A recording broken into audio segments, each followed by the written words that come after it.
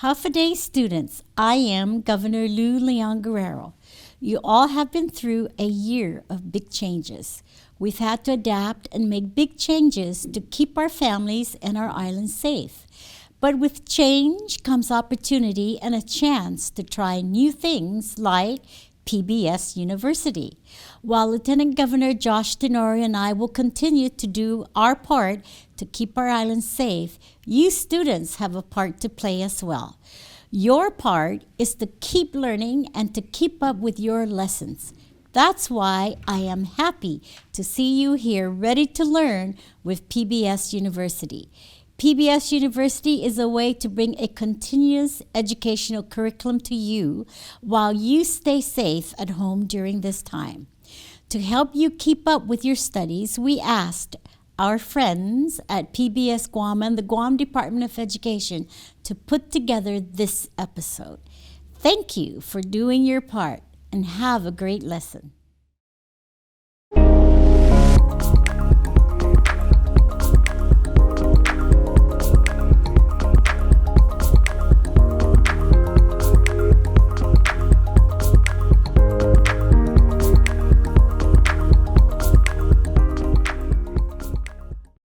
Humanities Guåhan, an independent nonprofit organization affiliated with the National Endowment for the Humanities, is dedicated to promoting public humanities programming for the people of Guam and providing foundational support and educational resources for our island community.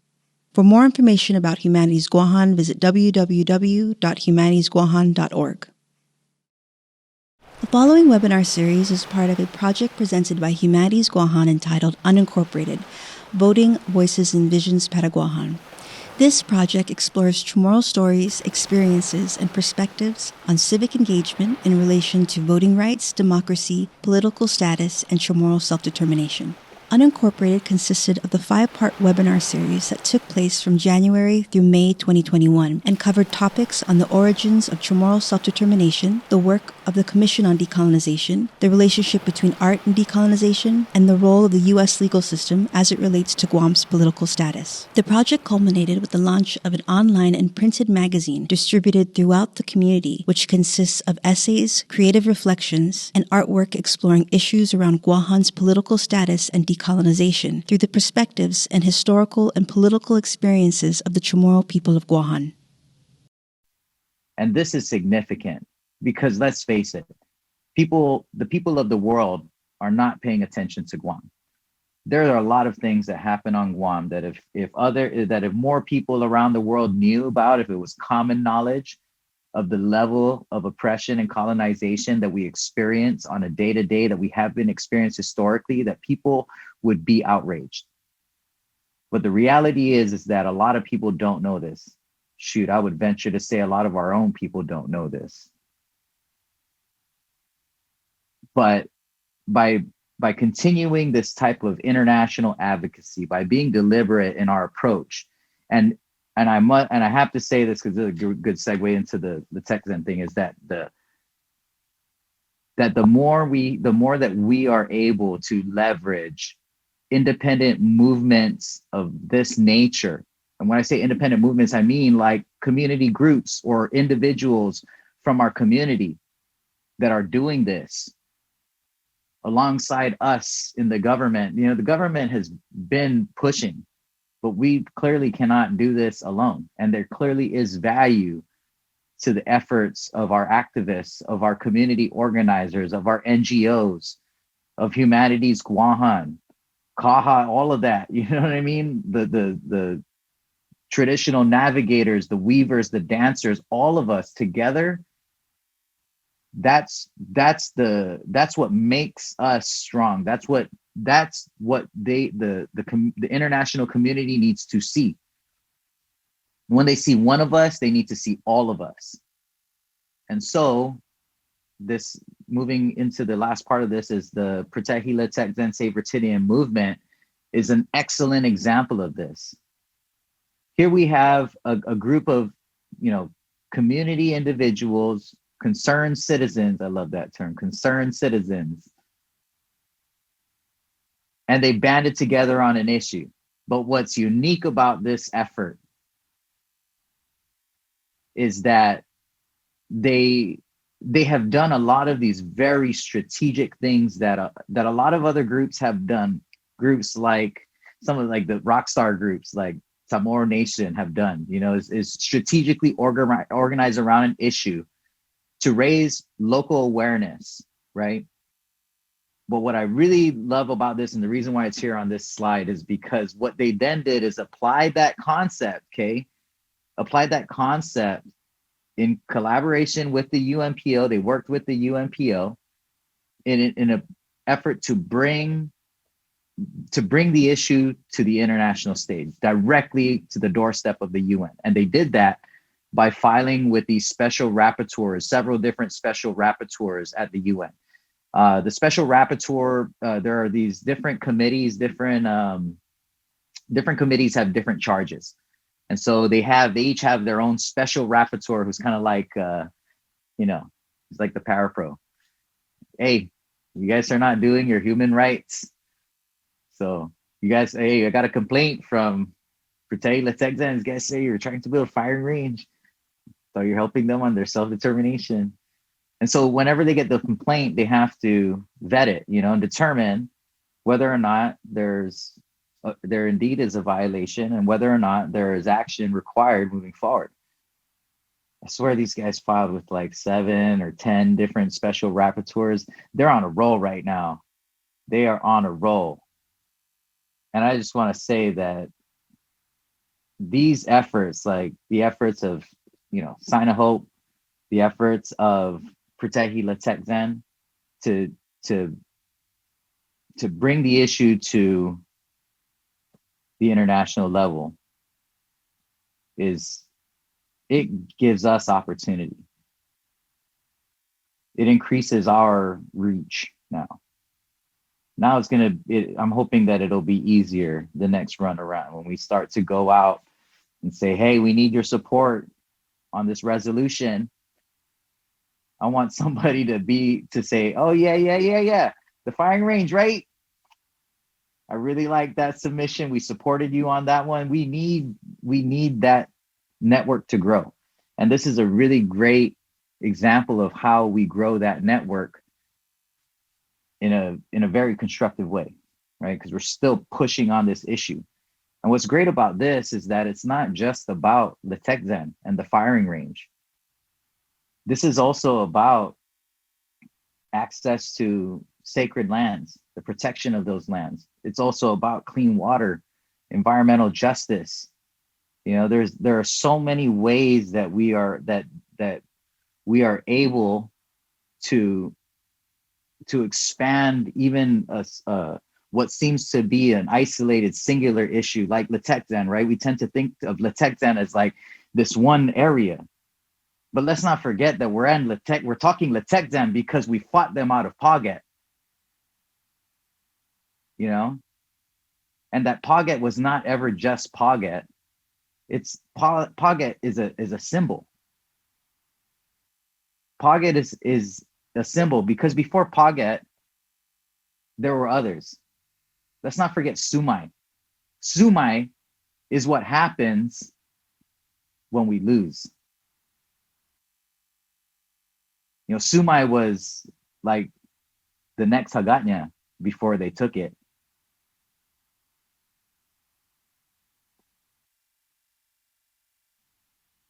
Anyways, I'm going off right now. I think we should go to questions before I just start yelling. I think we can go ahead and jump on into the next section. So, because I know that people are curious about this next part of your discussion because of the Davis case, since you opened up with that. So, I'm sorry. Okay, real quick, I just wanted to say that there was the question about the effectiveness of the engagement with the UN. I think it's been very effective as of late, especially because we've just been building on it. We've continued to build on it. That's what it is, really. We continue to grow those efforts of all the people that have been there before us. All the people. I mean, a lot of us have gone since OPAR kicked open the door. We've just been showing up every year, and that's what's great about it. There's a lot of, I bet you there's people on this participant list or watching this webinar that have gone. I've only been to the UN because of Dr. Lisa Natividad gave me a chance. Said, hey, you know how to talk and write. Why don't you go? And that's what it takes for us. We got to continue to do that. Okay, anyway, let's move on to the next slide.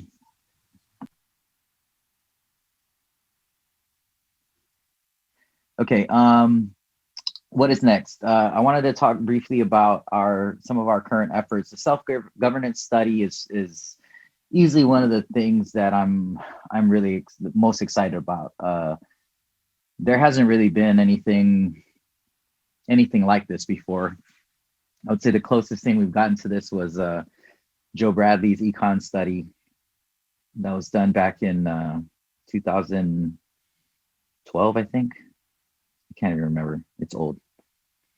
But even that, Mr. Bradley would tell you that it was supposed to be more. It was supposed to continue. But the effort, as great as it was, it was not entirely what he had wanted to do. That's not to say that this study is completely comprehensive. The study is not going to be the be all end all, but this is not just, in my opinion, you take a step in the right direction. This is a leap.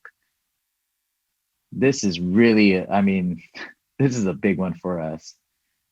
The self-governance study really is meant to be an analysis of our the level, two things, our current level of self-government, and the second section is like I don't want to say it predicts, but it's meant to be an analysis of the potential impact of the three political status options on our current on our local government. So the self-government analysis is it's weighed against internationally recognized standards and what would signal a full measure of self-government. And so it gauges the different pieces of our government and how we work now under this status, and how far are we from a full measure of self-government. In some ways, we are more sovereign than others, right? It's not just a blanket statement. In some ways, we do have a lot of control over certain things, but there are other things that we just have little to none. This part of the study is meant to kind of analyze all of that and rate it. The second part will similarly take different elements of our government and analyze them based on our current status, and then applying the models of the three other status options. So for example, it'll cover, say, immigration. What is our current immigration policy? How do we deal with immigration as a unincorporated territory? What would our immigration look like if we were to become a state? If we were to become freely associated, or if we were to become independent? How would it change? And then the scholars determined this analysis, or fed the analysis, by looking at other jurisdictions that have a similar status. So as a state, how does Hawaii handle their immigration? If we were a state, these are some of the possibilities. Now we know that even, no state is identical. So it's not a prediction. It's more just a forecast model, so to speak. What does a freely associated state look like? And, what is an example of one that has an immigration policy that we might adopt or apply? And then the same with independence. What is an independent country model that we would, that we could use to fit our needs? This is an academic exercise. It's going to be heavy and thick. We recognize that it's not going to be necessarily accessible to everyone. And we have been very deliberate about how we kind of manage that. What we've done is we've developed, in conjunction with it, a social media campaign. It's kind of meant to be like the highlight reel of the study. And so what we did is we went through it and we kind of try to extract some of the real hot button issues and some of the really powerful facts or perspectives that we think are the, you know, connected to the burning questions of our community, the pulse of our community. And so what we're attempting to do is to utilize that so that even if you don't read the study, you should still be able to access the really important information. But all of it is built to direct traffic back into the study. So for example, if we run the, let's say the immigration section, right, we can put out just a real short snippet on social media. This is what your status is now when it comes to immigration slide. This is what it could be if it was freely associated, because this is what, you know, Palau does, or this is what CNMI does. Flip, you know, to this is an independent model. This is what Singapore does, statehood, Hawaii. Yeah. And then direct traffic back to the study. And then we just kind of build, you know, like a schedule so that we can put all of this information out there. It's real quick and digestible. You don't need to be, you don't have to have a master's degree to figure it out. But we hope that it, you know, we will make the study available online and physically. And so we're hoping that this is going to be kind of the thing that sparks the interest and gets people to want to dig into it. But the study is meant to be the centerpiece of the educational campaign, because it's meant to, you know, really answer a lot of these questions that have long been unanswered. We have some documentary projects, same, you know, TV delivery, video delivery. We rebuilt a PDN insert that is actually going to be in the Humanities Guåhan release, the magazine release. We're actually really excited about the collaboration. We're trying to release this in mass media as well. The decol curriculum we're working on now. We finished one slate, like an introductory level curriculum for high schools. This is an effort that has in the past been stalled, but we're happy to, you know, to report that we've developed the curriculum. I think that in the past the challenge has been that, you know, we wanted curriculum, but we needed somebody to develop it, somebody to build it. And so, you know, props to Magahaga for having the foresight to hire a teacher who knows how to do this kind of stuff. And so, you know, our team banged it out and we're ready to go. We're excited about it, to get it back into the schools. I'm really praying, you know, we can get this coronavirus figured out so that we can start engaging our kids again. But with or without the face-to-face, you know, we're ready to roll virtually. That's one of the things I really want to give credit to my team for, is adjusting to our new normal, so to speak. And then Fanhita is we are planning to launch a second offering of Fanhita, which was our self-determination conference that we held in, so long ago. 2018, was it 2018? I don't know. No, 2018. It was last year? Yeah. 2019. Yeah, 2019, yeah. You know, it feels the coronavirus year just sent my mind into a time warp. Everything is fuzzy in that area, anywhere close to it. Okay, that's it for this slide. I did want to answer this question. Vincent Saul has been waiting.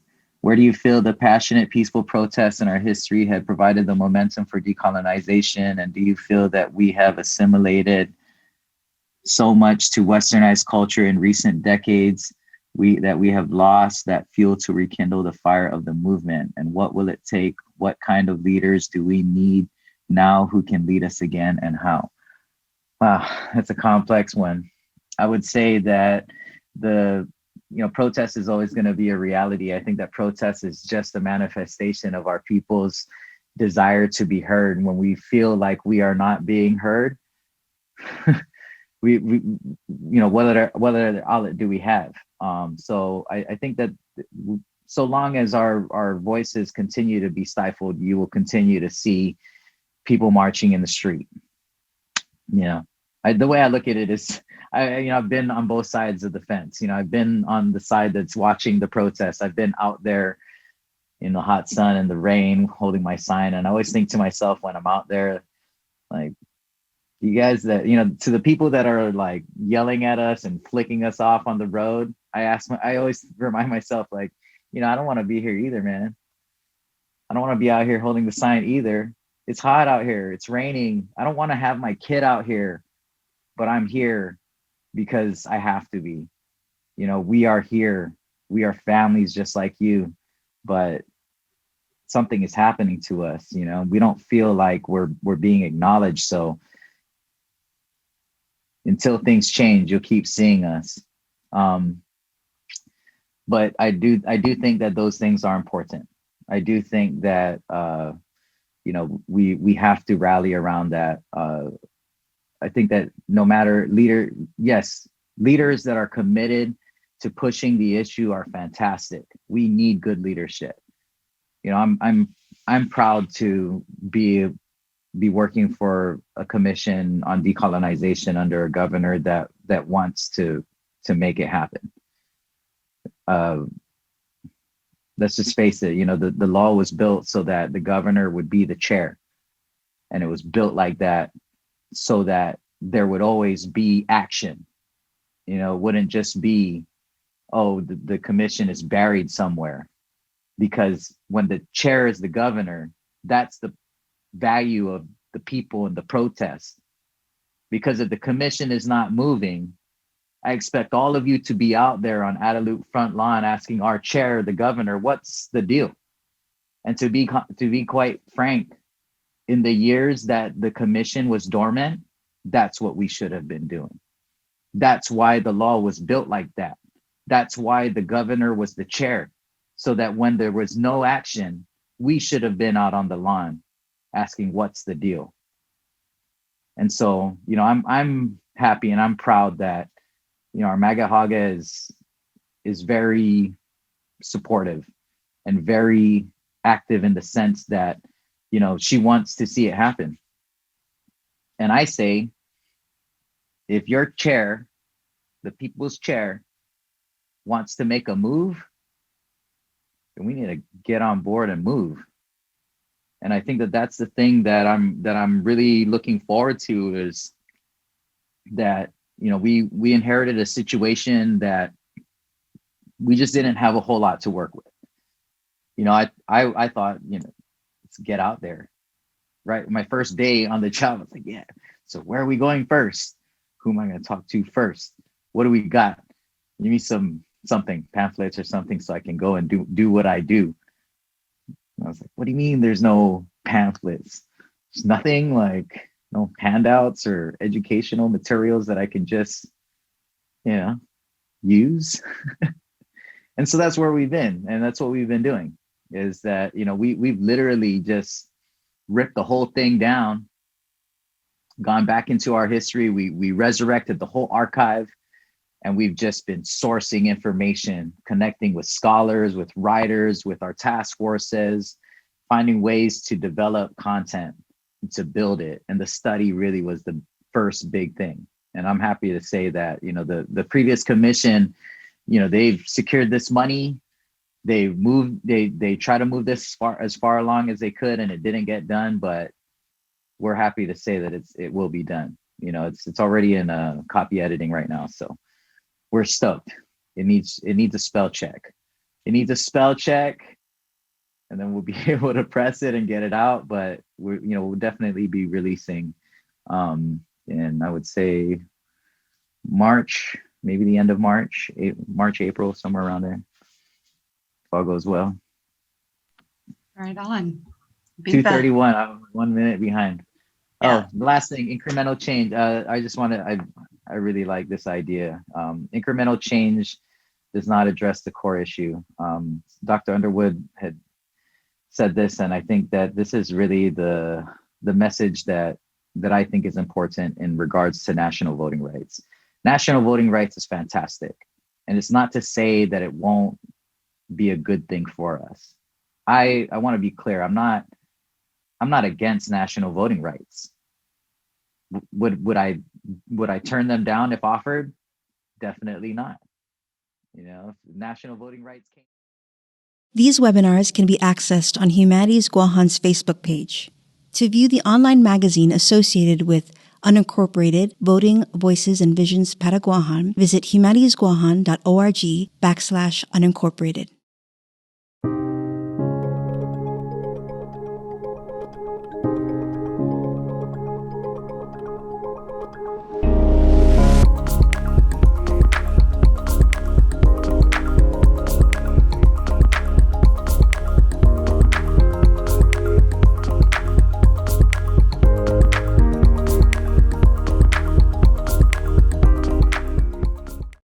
Hafa students, I'm Lieutenant Governor Josh Tenorio. For more than a year now, you all have continued to wash your hands and watch your distance from others, and you've done a really great job wearing your masks. We know your parents and guardians have helped you to make these changes to keep yourself and your community safe. As Governor Leon Guerrero said, we are happy you are here. We want you to continue to learn and sharpen your skills with the help of PBS University. This program is the result of a collaborative effort. We couldn't do it alone. I'd like to thank the teachers and support staff of the Guam Department of Education and PBS Guam for their work and their commitment to our students. I'd also like to thank you students for participating at home. To your parents, I'd like to thank you for taking an active role in your child's education. We are all eager to return to a time when all of us can share and study together in person. Until then, we hope you learned something new from this PBS University instruction.